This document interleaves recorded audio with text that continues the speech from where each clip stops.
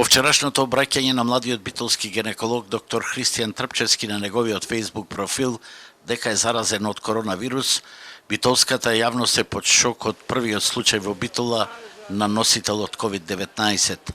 Тој поради пројавените полесни симптоми на покачена температура и малаксалост во 2 наврата се тестирал во болницата Филип II.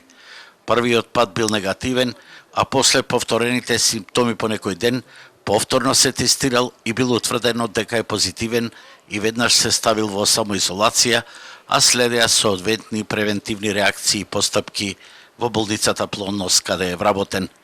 Денеска со видеообраќање кон медиумите излезе првиот човек на болницата, примариус доктор Таше Трпчевски, кој е и собственик, но и татко на младиот гинеколог. Доктор Христијан Трпчевски во изминатиот подолг период не го напуштил градот, пошто следува заклучокот дека го добил вирусот од некој пациент, иако болницата од првиот ден на алармирањето за коронавирусот ја зголеми хигиенската постапка во болницата.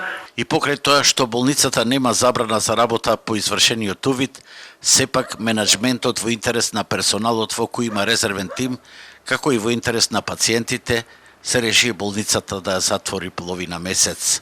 Одлучивме болницата да биде затворена и воопшто да не работи до 13 април. До тогаш сите во самоизолација ќе поминат период од 15 дена, а во болницата ќе биде направено ново дезинфецирање.